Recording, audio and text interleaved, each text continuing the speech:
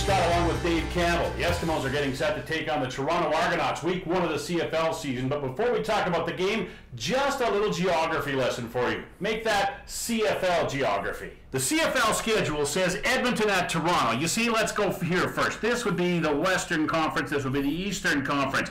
The schedule says Edmonton here at Toronto here. But for some strange reason, the game is going to be played in Fort McMurray, which is up here. So technically, it's Edmonton at Toronto, but it's really Edmonton in Fort McMurray, Toronto in Fort McMurray to play each other. Why? Well, you'll have to ask the Pan Am Games people about that. That's what we're doing. Anyway, Dave and I and the Eskimos are on a plane to Fort McMurray for a Toronto Argonauts home game. Totally confused?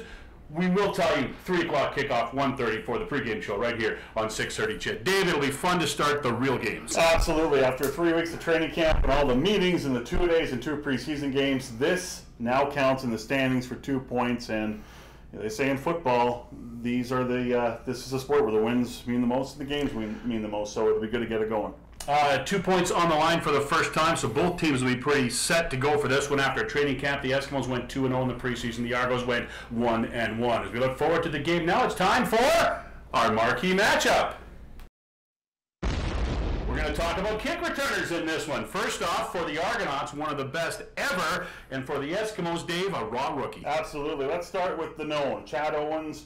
3 straight years of 3,000 combined yards. That has never been done in professional football, so we know what his reputation is. He's very dangerous as a returner now. He's dangerous as a receiver. And Sky Dawson, the newcomer from Texas Christian University. In fact, in his final year at TCU, he received honors as a returner. He was top 5 in average in both kickoff return yards and punt return yards. So that's the matchup we're going to look at in this game because of of course, the new punt rules.